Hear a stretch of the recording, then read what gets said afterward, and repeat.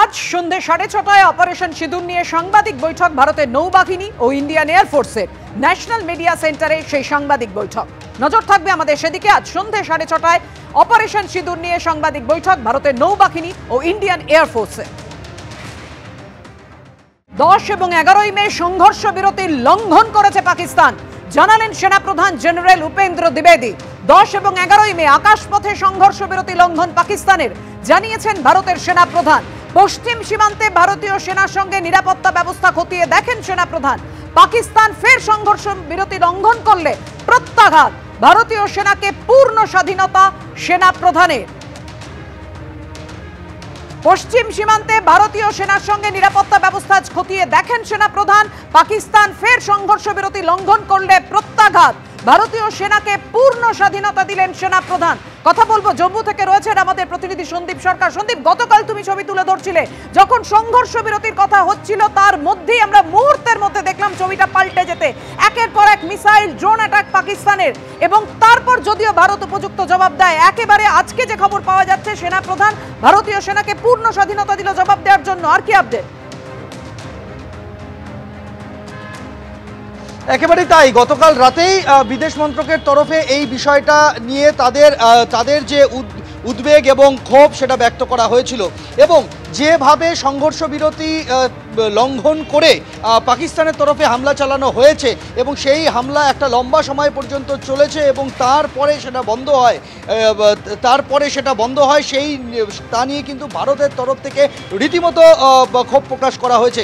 আজকে আমরা দেখলাম যে একদম সেনাপ্রধান তিনি গেলেন ওয়েস্টার্ন বর্ডারে, এবং ওয়েস্টার্ন বর্ডারে গিয়ে তিনি মূলত আমাদের ভারতের পশ্চিম প্রান্তে থাকা যে সমস্ত নিয়ন্ত্রণ রেখা এবং যে সমস্ত সীমান্ত রয়েছে ভারত পাকিস্তান, সেই জায়গায় তিনি আজকে যান, পরিস্থিতি খতিয়ে দেখেন। এবং জেনারেল উপেন্দ্র দ্বিবেদী তিনি যেটা স্পষ্ট নির্দেশ দিয়েছেন, সেনাকে ফ্রি হ্যান্ড দেওয়া হয়েছে। যদি আবার এই রকম সংঘর্ষ বিরতি লঙ্ঘন করা হয় পাকিস্তানের তরফে, তাহলে সেনাকে পূর্ণ স্বাধীনতা দেওয়া হয়েছে কাউন্টার রিয়াকশনের। একদম স্পষ্ট করে বলে দেওয়া হয়েছে যে কাউন্টার রিয়াকশনের সব রকমের অনুমতি দিয়ে দেওয়া হয়েছে। অর্থাৎ এরপরে যদি পাকিস্তানের তরফে সংঘর্ষ বিরতি হয় কোনো রকম, তাহলে সেনা হাত গুটিয়ে থাকবে না। যদিও সেনা হাত গুটিয়ে নেই, এর আগে গতকাল সংঘর্ষ বিরতি লঙ্ঘন করে যতবার পাকিস্তানের তরফ থেকে আকাশপথে ড্রোন হামলা বলো বা মিসাইল অ্যাটাক বলো বা সীমান্তে গুলি চালানো, মর্টার হামলা হয়েছে, প্রত্যেকটা ক্ষেত্রে সেনা জবাব দিয়েছে। বায়ুসেনা তার যে নিজস্ব র্যাডার সিস্টেম রয়েছে তার দ্বারা এবং আমাদের এয়ার ডিফেন্স সিস্টেমকে কাজে লাগিয়ে সেই সমস্ত ড্রোন মিসাইলকে ধ্বংস করা হয়েছে।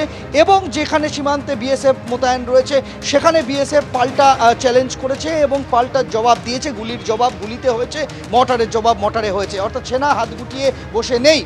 এবং এটা স্পষ্ট করে দেওয়া হয়েছে জেনারেল উপেন্দ্র দ্বিবেদীর তরফে যে কোনো রকম যদি এই সংঘর্ষ বিরতি লঙ্ঘনের মতো ঘটনা আরও একবার হয়, তাহলে সেনাকে পূর্ণ স্বাধীনতা দেওয়া হলো কাউন্টার রিয়াকশনের। ফলে স্বাভাবিকভাবেই দেখার বিষয় এটাই যে গতকাল যে ঘটনা ঘটেছিল আজ কি তার পুনরাবৃত্তি হতে চলেছে সন্ধ্যাবেলা? যদি হয় সেক্ষেত্রে কিন্তু সেনাকে একেবারে ফ্রি হ্যান্ড দেওয়া আছে সব রকমের পদক্ষেপ নেওয়ার জন্য। একদম, অর্থাৎ দেখো, পাকিস্তান যদি ফের সংঘর্ষ বিরতি লঙ্ঘন করে প্রত্যাঘাত করা হবে এবং সমুচিত জবাব দেওয়া হবে। ভারতীয় সেনাকে পূর্ণ স্বাধীনতা দিয়ে সেনাপ্রধান উপেন্দ্র দ্বিবেদী এমনটাই বললেন। তোমাকে এই মুহূর্তে ধন্যবাদ। গতকাল যখন বিক্রম মিশ্রি, ভারতের বিদেশ সচিব, তিনি সাংবাদিক বৈঠক করে জানিয়ে দেন সংঘর্ষ বিরতিতে দুই দেশ, এবং তারপরে তিনি জানান যে সংঘর্ষ বিরতি লঙ্ঘন করেছে পাকিস্তান। কি জানিয়েছিলেন গতকাল? দেখুন। Director General of Military Operations of Pakistan called the Director General of Military Operations of India at 15:35 hours earlier this afternoon.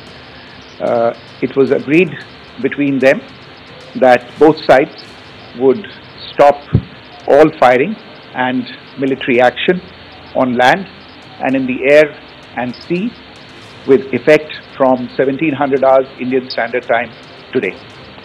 Instructions have been given on both sides to give effect to this understanding. The Directors General of Military Operations will talk again on the 12th of May at 1200 hours.